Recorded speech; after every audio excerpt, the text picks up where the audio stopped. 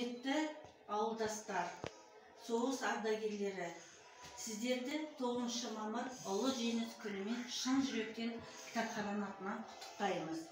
Бұл мереке жақияр ерліктің, еңселі елдіктің рухы өрлеп, жеңіс жалауы желбіреген күн. Бүгінгі тәуелсіздік тұғырының берік, еңсеміздің биік болуы да, еліміздің өркендеуі мен елорданың гүлденуі де осынау мерекенің жемісі.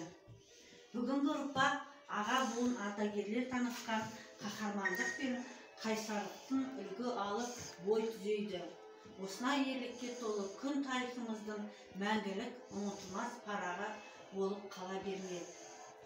Құрметті ауылдастар, ардагерлер, тыл еңбеккерлері, сіздерді тағы да осылай жеңіс күнімен шын жүректен құттықтаймыз. Жеңіс күні құтты болсын, жеңіс күні ағайын, көптен күткен ұлы күнде жар салайын. Ата-бабам қан берісіп шайқасқан, ата-бабам намыс бермей айқасқан. Жеңіс күнін қарсы алайық бәріміз, жеңіс күнін тойлайық жас кәріміз. Осындай бір бейбіт өмір сыйлаған ардагерлер ағаларға мың алғыс.